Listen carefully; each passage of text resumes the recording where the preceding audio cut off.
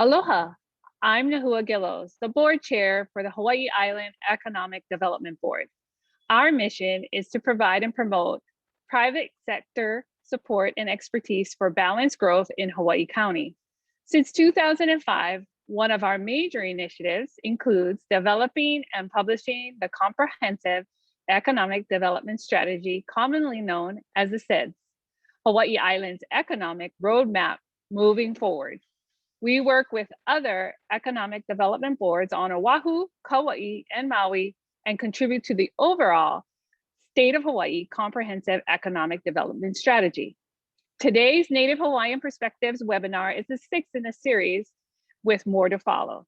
These webinars are designed to bring fresh Native Hawaiian voices and new perspectives forward and contribute to today's issues and discussions. Without further ado, today's moderator is Hawaii Island Economic Development Board's Executive Director, Jackie Hoover. Born and raised on the Big Island, Jackie currently serves on the Military Native Hawaiian Advisory Council, State of Hawaii Clean Energy Initiatives Steering Committee, Hawaii Aerospace Advisory Committee, and numerous other boards, committees, and commissions. Aloha, Jackie. Aloha and mahalo, Nahua. Good morning, everyone. Thank you for joining us this morning. At this time, I'd like to introduce our panelists, Gregory Chun, Kehal Gomes, Noelani Kalipi, Benson Medina, Haoli Tomoso, and invite them to turn on their cameras. I will not be sharing their bios. You received their bios when you received your invitation to the webinar, to today's webinar, and as such, we'll maximize the time that we have to launch right into our discussion.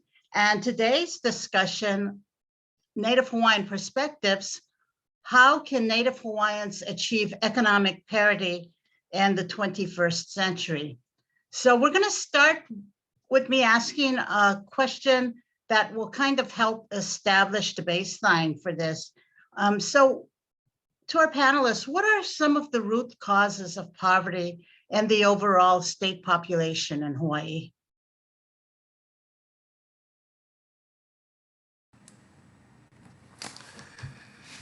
Well, I'll start off. Hi, Jackie. You know, our native populations. You know, obviously we're at the kind of bottom end or at the top end, depending how you're measuring, of a lot of things. And I think when I look back at my upbringing and the people that are around me that had stable family lives and the ones that had unstable family lives, I really think part of it is really when you have instability as a child in the family structure, then you know, poverty can be really generational as it starts to go forward. And so I think you know, that's a really serious, difficult problem to try to solve when you have generational poverty. So I think one of the root causes I see is just instability within the family. Benson, I totally agree with you. I think another factor too is the cost of living in Hawaii. It's so expensive to be here, and high taxes, high cost of housing. And, you know, with people having to make ends meet, working multiple jobs, it prevents families from spending time together. So you have children who spend less and less time with their parents, who cannot help with school or homework. And then it just means that the struggle kind of continues, where as they get older, they can't, you know, get a job, or they're not getting maybe support to attend college and things like that. So I think the working the long hours and not having time for family is one of the contributing factors as well, as people try to live here. Yeah, that's a good segue for me, I suppose. I think in a way we've kind of lost both our sense of place and also our place.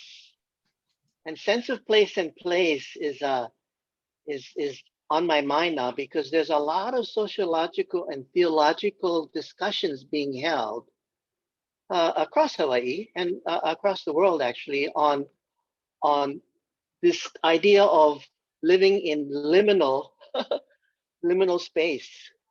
How's that for your philosophical discussion today? Living in liminal space. Should I go on, or are you curious about liminal spaces? And What does that mean? Aha, mahalo. You know, liminal, the root word for liminal is the Latin word limina or limina, which is threshold. And people are discussing how all of us in this post-COVID or COVID reality are living in threshold spaces, in liminal spaces. And you know, as Native Hawaiians, I think we're always at the threshold. We're always pai pai. We're right there because we see the world through the lens of what surrounds us, and a lot of times what surrounds us is what we see, and that's the opening. And in liminal spaces, what's being discussed is that people have lost not only where they are as they see, but have lost their place. In other words, their relationship within what they see and what they know. So I think for many Native Hawaiians, we've lost our space, our place, and lost our relationship, and we're going more and more into the liminal space of our lives.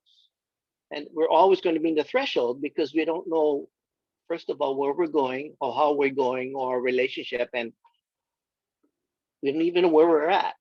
So that's my contribution for now. Take it away, folks.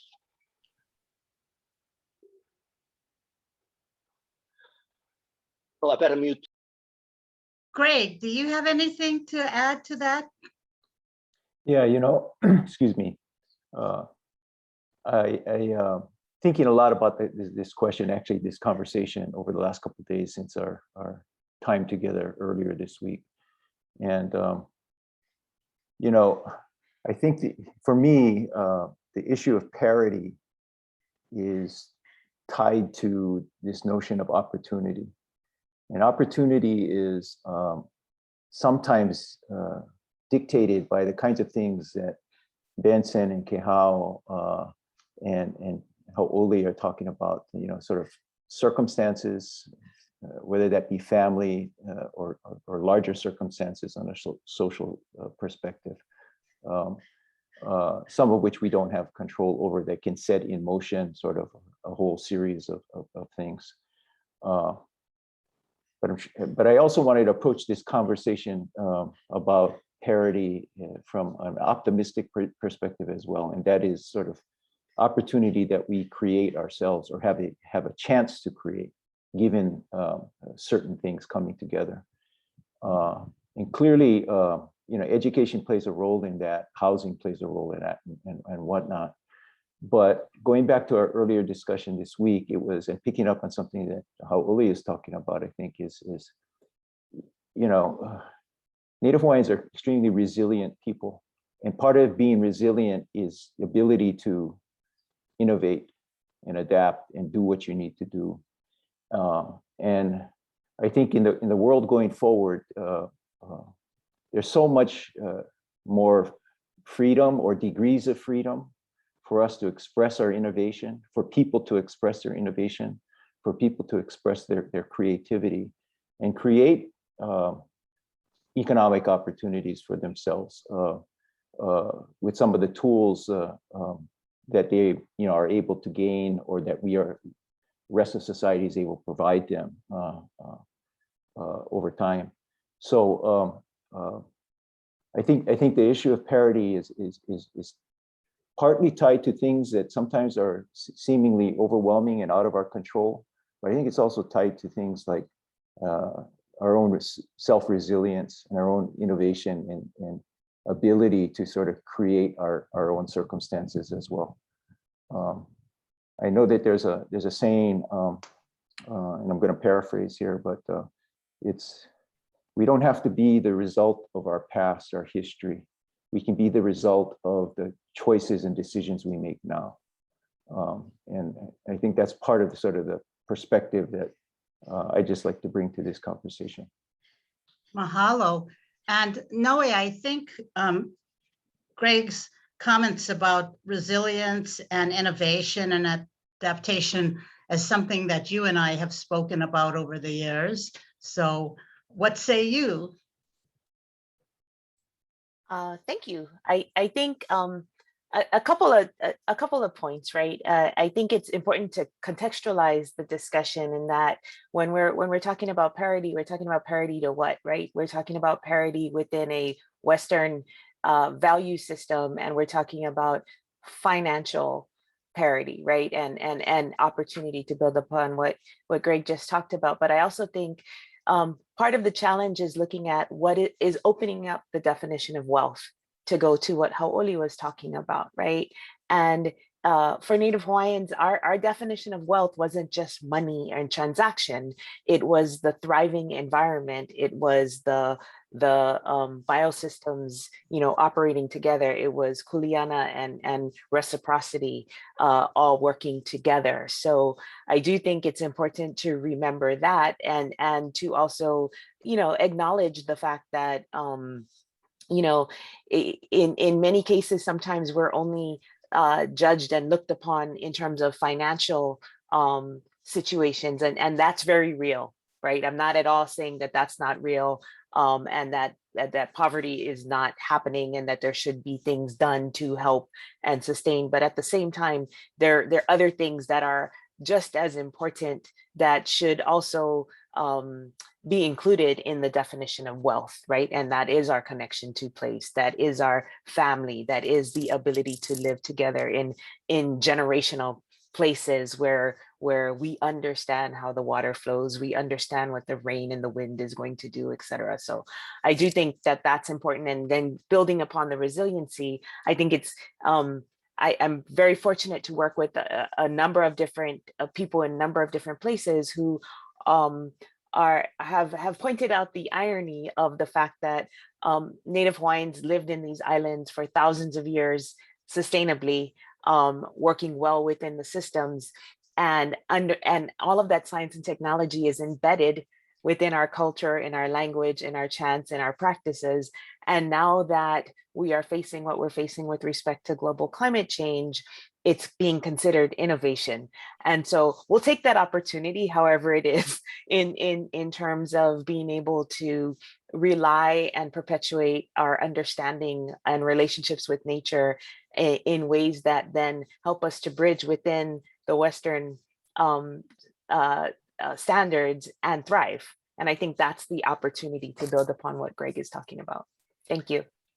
Great, and that's a great segue to our next question, which has to do with poverty. And as Noe so beautifully described, when we're comparing wealth in our cultural belief system versus financial sustainability in the 21st century, there is a dichotomy that is created by that. And so poverty is greater overall in our Native Hawaiian population when we look at poverty from what we have been referring to as modern day Western financial positioning. And what comments do you have about poverty being greater all in our Native Hawaiian community, or population? I think you've all alluded to some of the challenges that contribute to that, but I'm wondering if you have any more specifics you'd like to share. For me, what kind of pops out is disempowerment. Like Noe was talking about the system, the Western system. And I've found with the people that I work with, a lot of them have difficulty navigating that system, whether it's filling out applications for housing or budgeting and finance, even if they are able to qualify for different scholarships for their kids and whatnot, they have a hard time being able to apply for those and get those. So many people find paperwork overwhelming in the Western way of doing things. And the other, I think, disadvantage is there's so many families dealing with substance abuse or mental illness, or maybe one parent is in jail. You know, I worked with Liliuokalani Trust for several years, and just seeing the children that are orphaned have this disadvantage because they don't have that support system with family and culture and values that we find so important. So it's more of that limitation. And what, I'm excited about is seeing and recommending ways that we can help these disadvantaged folks get the access to education and get the access to housing and meeting their basic needs, so that they can qualify for more than just the very low income jobs, and kind of get that step forward.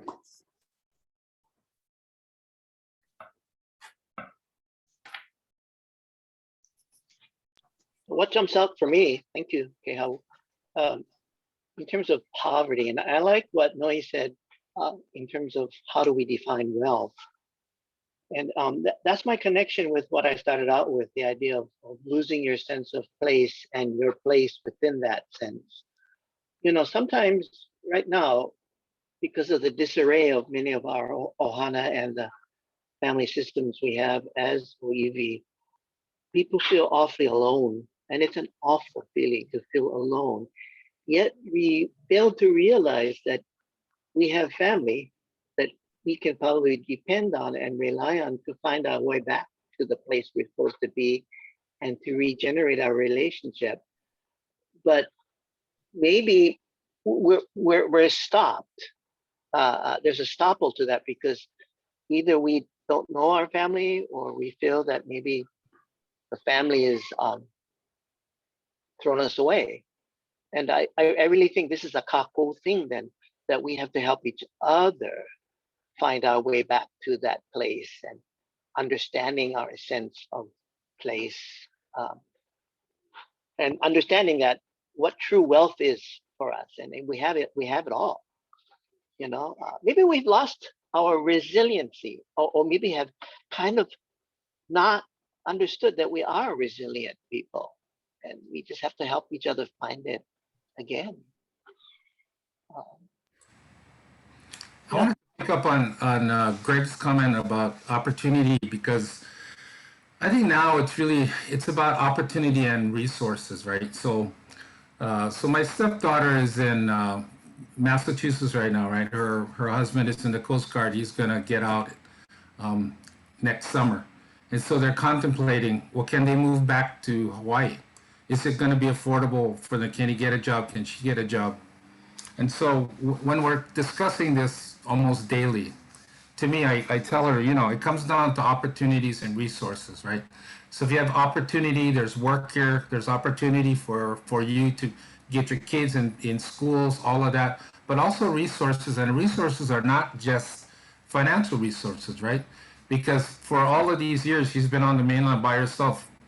No more babysitter, no more family, no more support system. So in Hawaii, that's a big thing, man. It's really difficult to function over here unless you have both of those, the equal balance of opportunity and resources. And resources, not just money, social networks. That's really important for us guys that are, in the kupuna phase of our life, right? They say, three important things for our longevity, right? Is that, you got to have financial security, you got to have a healthy lifestyle, but you have to have good social network. And that social network is something that you build out over years and years and years. So, like like me and Greg over here. I mean, we rode the bus and when we was a commandment when we were kids, and if I knew he was going to be that important, I would have been nicer to him in high school. But you know, who knew the guy was going to end up being one doctor, right? So it's opportunity and resources. So mahalo.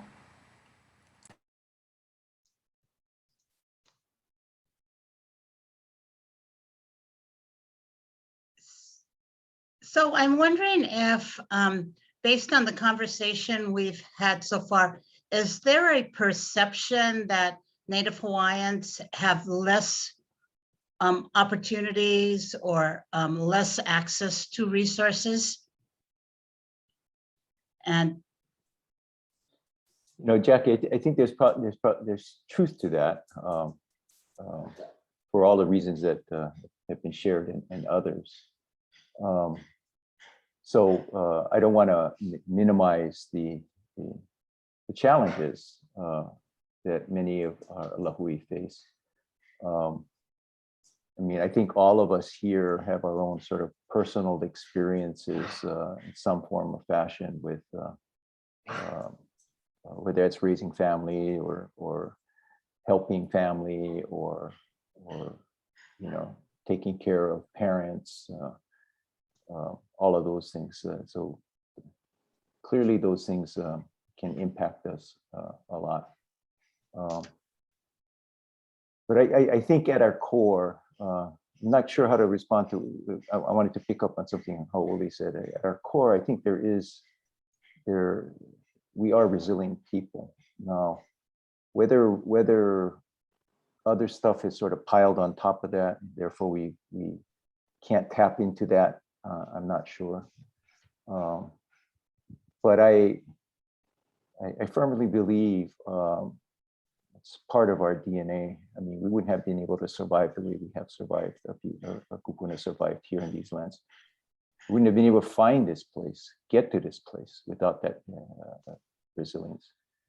I couldn't fathom what it must have been like for the navigator and the captain of the very first canoe to say, hey, come with me, we're going someplace that maybe we're not quite 100% sure. I mean, that takes a lot of courage and resilience and know-how to ensure your safety. So I think at our core, we are that, but maybe circumstances can get in the way. What's rising up for me, thank you, Greg. I think maybe we forget that we are Hawaiian and we forget that how to be Hawaiian. And a lot of times, because we have assimilated ourselves through our educational and economic systems, that we become more haole and less Hawaiian. And we forget that because we come from a very resilient background within our DNA, we forget how to be Hawaiian. And I a lot of times, I was a social worker for 44 years. Oh my gosh. But anyway, brother, why you have to be like that? Why can't you be who you are? Oh, because, I don't have anything. I said, oh, you get plenty of stuff. If you go back, you have your ancestors, of course, are way behind you, lifting you up right now. And you have your kupuna. There are the resources. You don't have to be anything but who you are. Just be Hawaiian. I don't know. That's what, Greg, you helped me figure out, that a lot of us, myself included, sometimes I don't think Hawaiian, yeah. And I forget, yeah, that because if I think Hawaiian, I have the resource, I have the motivation, I have the courage, I have the power. We got to think Hawaiian. great point to make, and that's really bringing us back, Hau'oli, to the purpose of our Native Hawaiian Perspectives webinar series, is getting us to share those perspectives as Hawaiians and thinking Hawaiian. So, when we talk about the economic disparity between Native Hawaiians and others in Hawaii, home ownership is often discussed. And I recently read that 57% of our Native Hawaiian populations who need housing cannot afford to pay more than about $1,400 a month. And with, even pre-COVID, but especially since COVID, we know that the economy has really meant that that's excluded for a lot of people, because $1,400 is not realistic in today's society. 45% don't have a down payment to purchase. Others cannot purchase because homes are just so expensive. Kehao mentioned the cost of living, or they cannot afford the monthly mortgage payments. So normally, home ownership builds equity and wealth over time. And again, we're talking about wealth in a tradable commodity, i.e. dollars. And what are your thoughts about this? And does Department of Hawaiian Homelands providing housing service one of the solutions to this economic parity question? And Kehao, I'm looking at you because I know you've had recent experiences. Yes, I think Department of Hawaiian Homelands is a great opportunity. Sometimes it doesn't always get carried out, in my opinion, as effectively as it could. And Jackie, the example that I think you're referring to is a recent conversation on the Laiopua Village cow phase that broke ground in 2020. And we have families that are moving in, and it's 60 homes. It's low income housing, and it's rent with the option to purchase program. So it's not rent to own. So the rent that they're paying is not going towards home ownership. They rent for 15 years. And in 15 years, the AMI level that was used for them to apply for the program, that's what will be used to determine the sales price at the end of 15 years.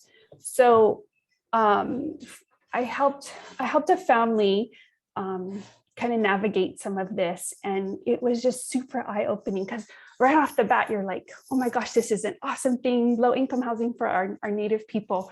And she reached out for help because she had problems filling out the application. She was on the one of the criteria is not only in low income housing, but you also have to be on the wait list for Hawaiian Homes. She's been on the wait list since the 80s. Her AMI level was 60%, and that's $15 per hour. And initially she filled out the application with her daughter, who's disabled, on Social Security, making $1,700 a month, supporting her daughter. So this is now a family of 3. And she was notified that she was over income with her disabled daughter and her granddaughter. So to get the house, she's going to take care of her granddaughter. So it's going to be just her and her granddaughter, and her daughter's going to live with her mom in a regular Laiopua Hawaiian Homes with a 99-year lease. I mean, it's a matter of $2,600 and $1,700. Together they make $51,000, and the 60% AMI is $45,000. So, and the problem, another challenge is every year they have to requalify. And if she's making more than the threshold, she can't be there anymore. She has to move out. She doesn't qualify for the program anymore. So it de-incentivizes people to do better, because if she makes more money, she's gonna get kicked out of her house. And she wants to be able to stay there for 15 years, to be able to buy this house, to be able to pass it on and give it to her daughter. So there's like no incentive to work extra hours.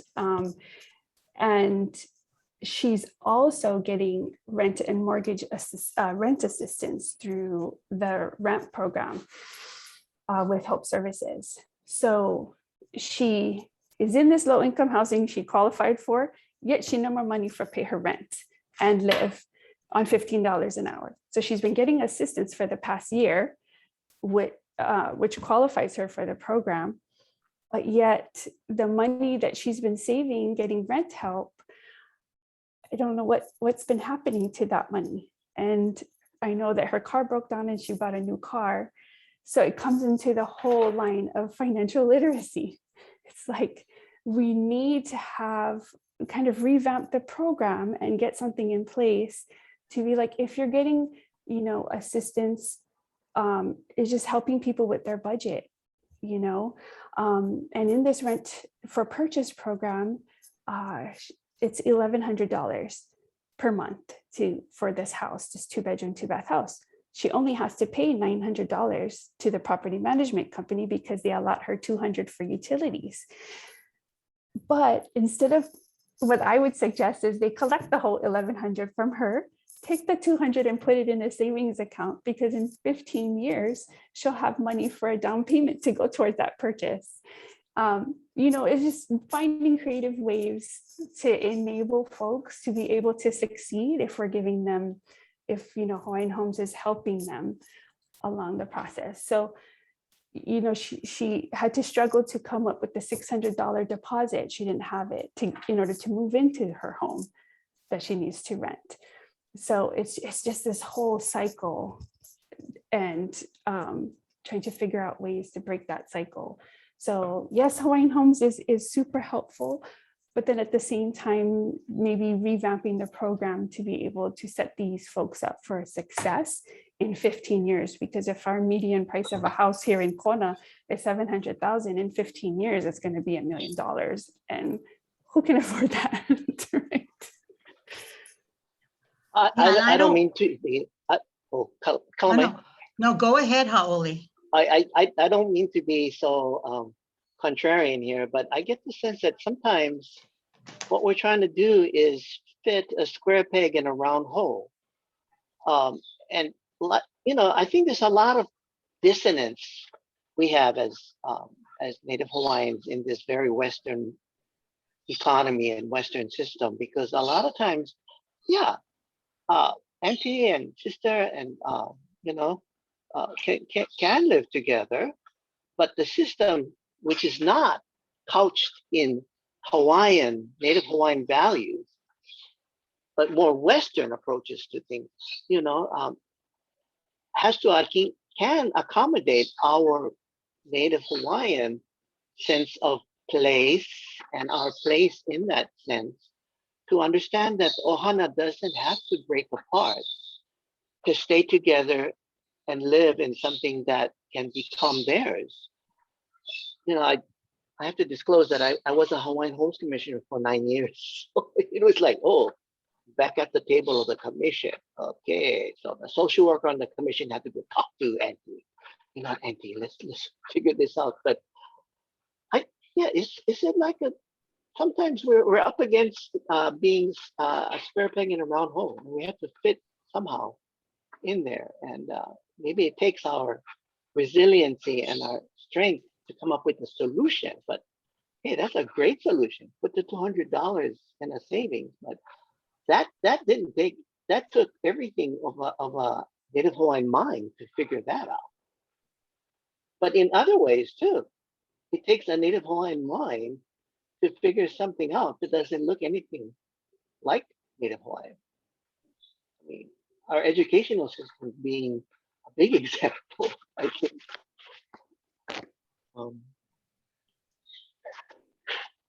Somebody can take over. Somebody can take over. No, and I was looking at Benson. I can see that he's got some thoughts running around there. Yeah, well, back to resources again. I've been on the Hawaiian Homes list for 30 years. My mom was on it for 50 years, and when she was diagnosed with terminal cancer, we found out she could actually pass her number on to my brother, and so she did before she passed away, and which vaulted him up to number 13, and then he was able to get homestead for his daughter. So yeah, although we as Native Hawaiians, and we're running out of 50%ers that are on the list, we get that sort of, I guess, entitlement. You still got to have resource, right? Because 1 out of every 8 cannot qualify, right? So you got to have resource. So in my family, my dad was, all right, and responsibility connected together, right? So his way of teaching us responsibility, because he believed that you cannot teach somebody responsibility without giving them responsibility. So as soon as you hit 15 and you got a job, he gave you one of the bills in the house to pay. So one guy had electric, one guy had water bill, one guy had whatever, right? And so if you got the electric bill and you see these fans going on all over the place, you're running around turning them all off because you're the guy that's got to pay that, right? So the point is really is that is that we have to assume that this responsibility, it goes back to some of the stuff that Kehal was saying about financial literacy. That's how I learned financial literacy, is my dad gave me one bill and said, bro, you're paying this. And so if only 1 out of every 8 applicants for Hawaiian homes can qualify, then something has to be done at a more granular level to try to change that, right? So like in our house, my mom's pure Hawaiian, my dad's pure Filipino. So my dad's swearing at my mom in Tagalog and my mom's swearing at him in Hawaiian. But the two things that were really consistent is we got respect and responsibility. Those two things have to come in. And so, if you have respect, then respect drives behavior. And if you have responsibility drives work ethic. And you have to have those two to have building blocks to build on to create our native Hawaiian, our lahui, that can actually rise up and meet the challenges, these economic challenges that are facing them. So that's my manao on it. And Benjamin, just to piggyback on one of the things you said, I think it's so important that parents talk to their kids about money. Like your father gave you responsibility.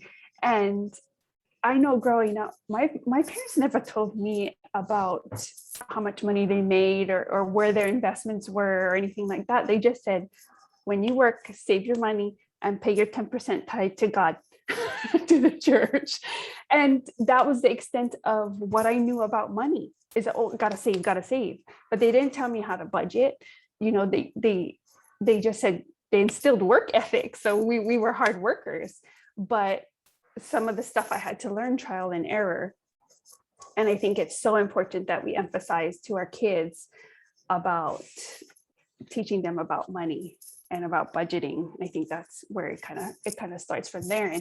And talking with a 22-year-old that's going to graduate from college in December, she's graduating with a bachelor's in business. She was talking with one of her friends who she went to high school with, and just checking in. The friend had called her because she wants to start some classes at Palama Nui. She's got 2 classes going, and she was having some trouble focusing on school, and she doesn't have a job. She lives with her grandparents and her mom and her boyfriend normal job.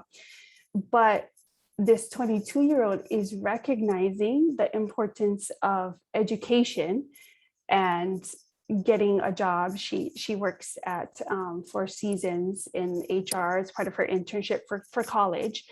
But as a 22-year-old with parents that had instilled in her the importance of education and working, she's able to see now the difference between friends whose parents are working so hard, 2-3 jobs, but not being able to invest in their kids.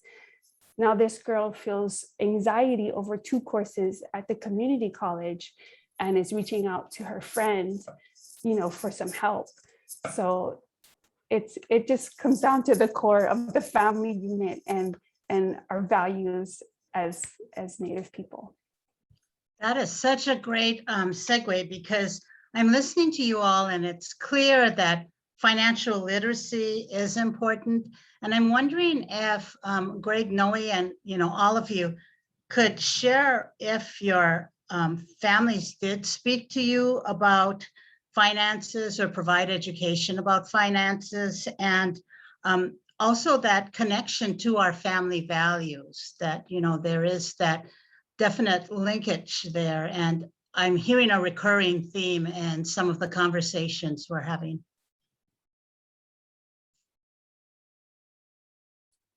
I was really lucky in that I had grandparents who didn't graduate from high school, but worked really hard to put all of their 8 children through St. Joseph school, who then they all became educators, right, and learn things. So it was that connection to working hard and maximizing the opportunity and being able to, be resilient, move forward. At the same time, I remember growing up very, I had a single mom, and I remember like the paycheck would come, and then we would know like we only had like $20 to $40 and to the next one. And so let's be creative in how many different ways can we eat chicken noodle soup, all the different kinds of things. But then at the same time, I remember going to getting ready to go to college and on scholarship and all of this other stuff. And I had the chance to get my first credit card, and I had an auntie who meant well, and she said, go ahead, spend them. That's what it's for, right? And it didn't take me to years later where I realized that I'm still paying credit card debt, that there are certain tenets of financial literacy that are vitally important. And so, I think that, yes, family experiences, we're all lucky in Hawaii, whether we're Native Hawaiian or not, that we come from many lineages where people have worked hard and put keiki first and really helped, right? And that's where we get into that fine line. Me as a parent, I'm always thinking, oh God, did I spoil my kids to the point that they're going to be ineffective, right? But that brings us back to the point of financial literacy and opportunity. At the same time, though, I do think it's a yes and situation. I do think that we have to have those hard discussions about the systems we operate in and the injustices within those systems and the biases within those systems, and how that keeps individuals and families in lower socioeconomic sectors in those sectors, and what makes it more exponentially hard to get out. We do have to look at those injustices. We do have to take a look at that, in addition to the Native Hawaiian population, but just in general at the sectors and everything. And at the same time, well, as we do that, we have to still also be building on the education and the financial literacy and taking those lessons. Benson, I love that your dad made you guys pay bills, because I'm walking around my house saying, turn that off, so, to make it really real with the accountability and the responsibility. But I think it takes everybody individually looking at how do they help? And then also not how do they help, but what is their kuleana, right? As an individual, while we're also looking collectively at a system that says, okay, which part of the system can we touch, and what do we need to address, and what are the hard truths? It's not enough, and let's dive into the uncomfort of changing things versus this is just how it always is. If we do that, then we're going to have to change this machine and going to cost money. And we do have to look at that, because I do think as we address challenges coming in, for us to be able to move forward as a society, but also as Native Hawaiians, we got to figure it all out, right? Yeah, we've been talking. Oh, excellent. No, what's rising up for me now is 3 other building blocks that we have to have, all of us actually, not just Native Hawaiians, everybody.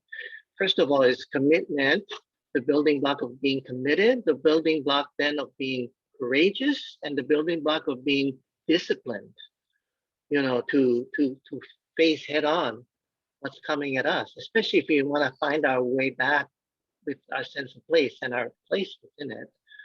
I think those are 3 other building blocks that we need. Yeah, I mean, to figure out how many ways to eat chicken noodle soup, man, that takes commitment, courage, and discipline. Oh my gosh, I can imagine. Give me your recipes. I like eat them like that too, But those are 3 other building blocks that I think we're discussing too. Is having them. Great, mahalo. Dr. Chan. Yeah. So in our case, we were very fortunate. My parents both believed and sacrificed a lot to invest in all our kids' education. So we didn't necessarily have conversations about sort of finances and whatnot. Instead, what happened, at least when I was growing up, was you just sort of saw that it takes sacrifice to take the next step, whatever that next step is. We all had chores. I never had an allowance or anything like that. We were expected, once we started working in high school, to save our money. So it wasn't like you're supposed to save your money to save for your college education. So, you know, it wasn't like it was for the purpose of going out and partying and everything. I think the real education from a financial literacy perspective came from me through my formal work experiences, but also when my dad passed away, and he made me the executor trustee of the trust that he had left for my mom. And that sort of thrust me into having to learn a lot about not just saving, but also sort of different vehicles and different ways for ensuring my mom's needs were going to be taken care of going forward. So for me, it was a lot of sort of life experience built on some of the building blocks that Hau'oli is talking about. I mean, we were just expected in the quote unquote economy of our household, you were just expected to contribute in the ways that they told you to, quite frankly. For me, it was yard work and a whole mess of chores around the house. And it was always about homework before you go out and play and all of that stuff. So those lessons is disappointing as I was at times, to not be able to go out with my friends or whatever, ended up being really crucial lessons in the long term. Yeah. And I think that goes back to what all of you have alluded to, that as Native Hawaiians and thinking Hawaiian, sometimes we're able to teach lessons that aren't perhaps taught in what we would consider modern day methodology, but the lessons are learned nonetheless. And Benson, did I cut you off before we move on? Yeah, I just wanted to say one last thing about financial literacy before we go on.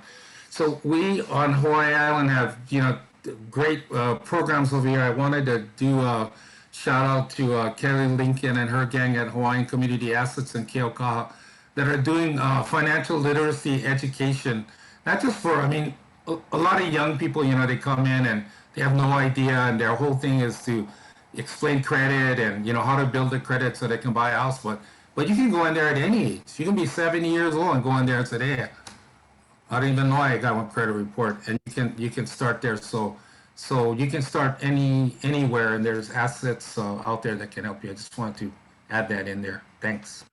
No, thank you, because my next question was going to be piggybacking on what all of you have said, whether we need more financial literacy programs to help families, and how do we involve more Native Hawaiian families? I'm kind of stuck on the example that Kehau has given, where we have government programs, but inadvertently, I don't think deliberately, but inadvertently, sometimes the requirements of participation end up becoming a bigger challenge.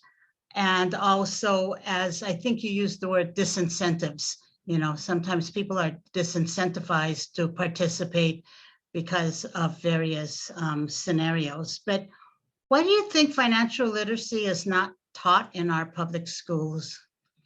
Or, and I didn't go to Kamehameha. Did you guys get financial literacy at Kamehameha? No, we had home ec. Oh, okay. We had that at St. Joe's and in public schools too. Yeah, I went to Koloaina de Nova. And industrial arts, Benny.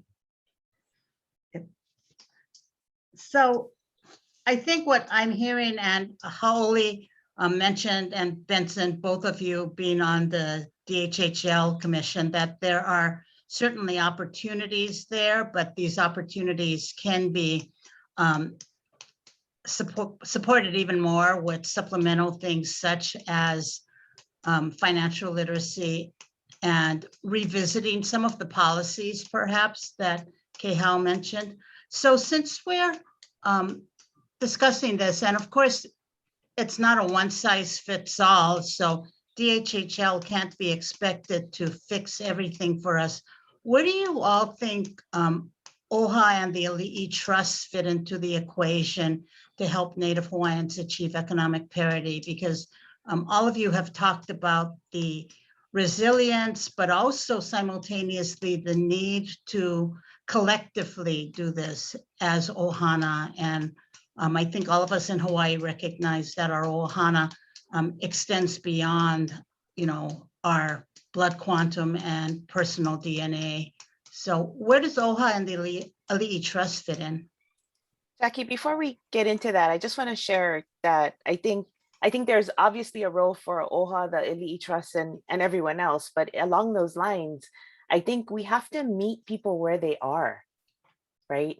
And meeting people where they are, addressing the systems to help move people forward, right? And instilling opportunities for individual responsibility and being able to work forward and creating the steps. So not the handout, but the step up, right? And being able to move forward, I think is vitally important, right? So there are multiple, I mean, in an hour, we can't discuss all of the many different things. We've touched upon them, right? There's just all kinds of things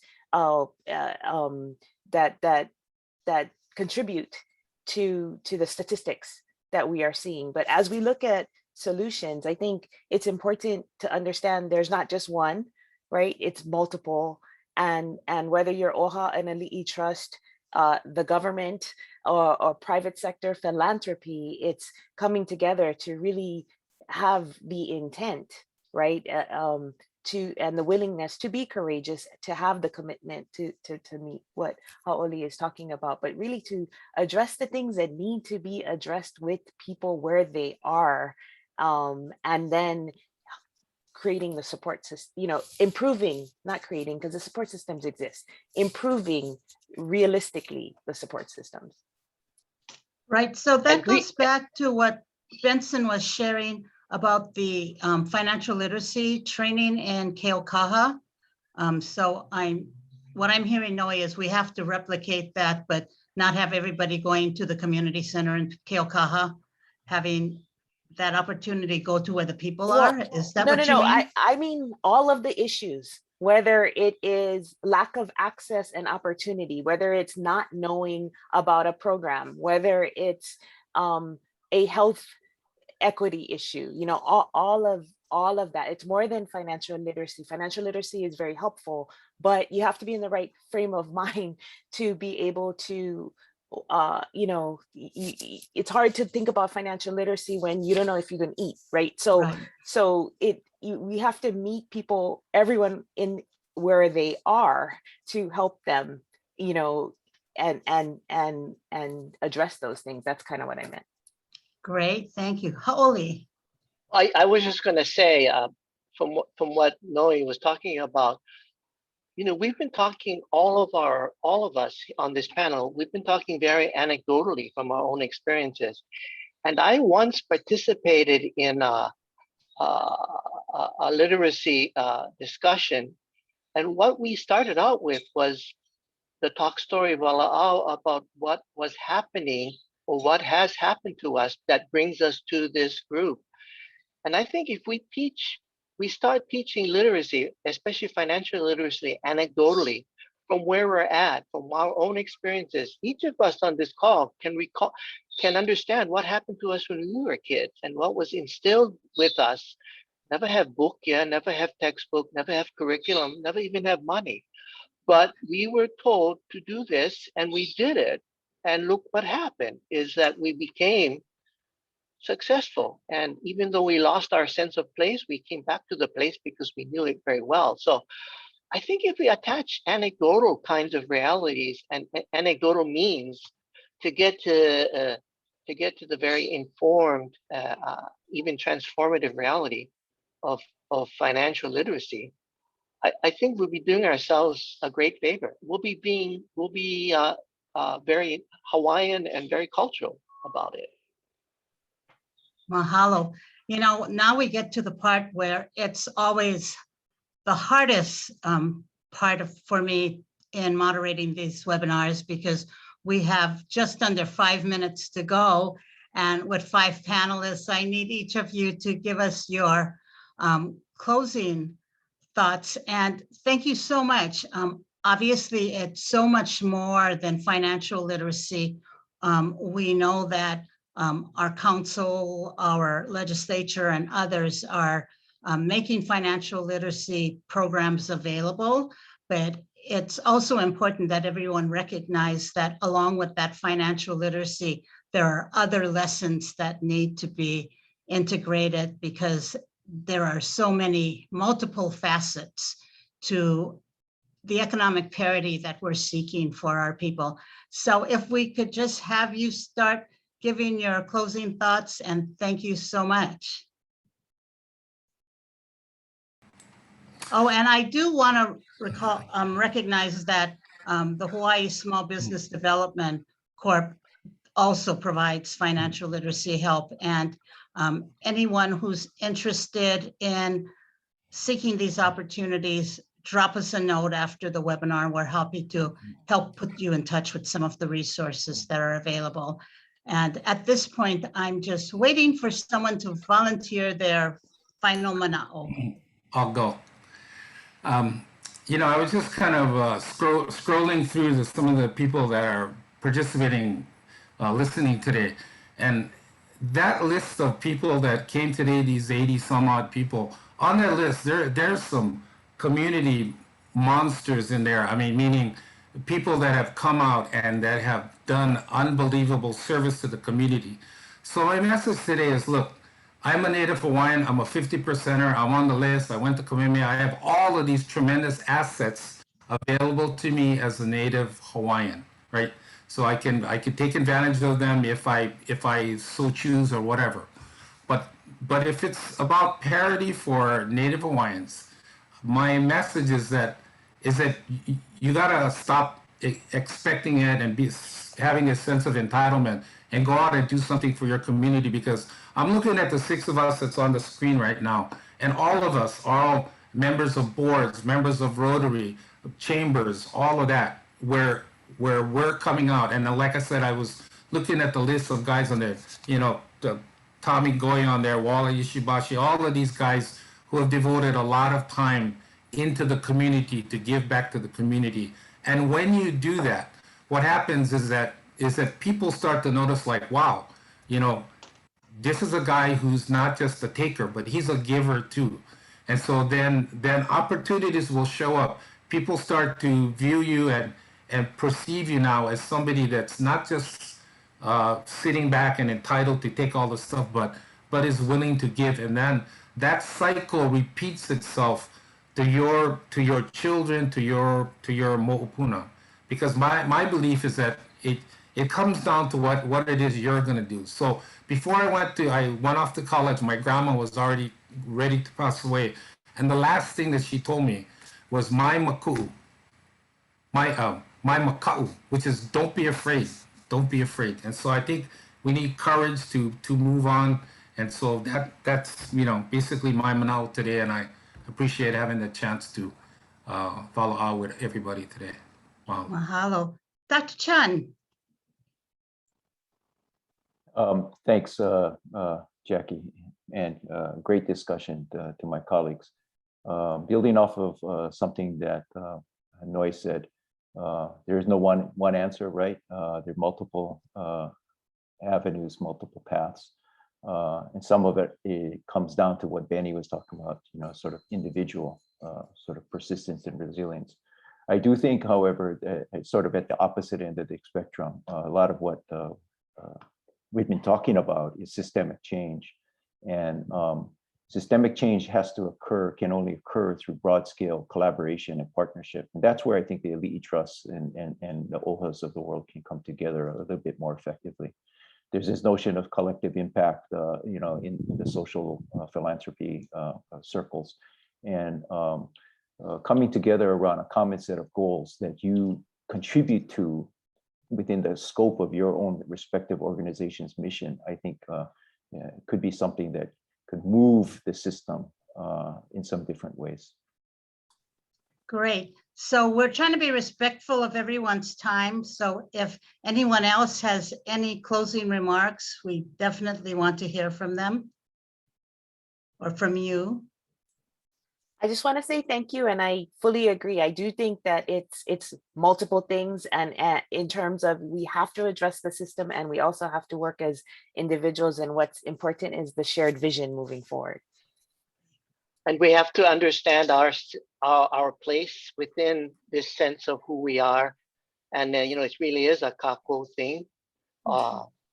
So together we've been role modeling, I suppose, the destination and the process to get there. Thank you. Okay, Yes, how? and mahalo for letting me be a part of this. And I agree with everyone that when people engage and work together to build the healthy communities, there's more opportunities for shared vision and then, of course, shared power. And we're able to acknowledge each other's differences, each other's strengths, and it becomes easier to create that abundance and foster healthier communities, which leads to greater trust and greater bonds and stronger kuleana for the collective. So super thankful to be here. Thanks so much. We greatly appreciate each of you for being here and willing to share your perspectives. And I especially want to thank you all for reminding us that we have personal responsibility as well as collective opportunities. So mahalo. And with that, I will turn this back to our chairperson, Nahua. Aloha, everyone. I hope that you found today's comments and perspectives from Native Hawaiians, Dr. Greg Chun, Kehau Gomes, Noilani Kalipi, Vincent Medina, and Haole Tomoso interesting and informative.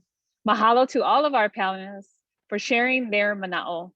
We recorded today's presentation and we'll be sending you an email with the YouTube link so that you can share it with others. Join us on October 28th as we will be hosting another webinar this month. Let's all work together to make this a better place for our keiki. I look forward to welcoming you to the next episode of Native Hawaiian Perspectives.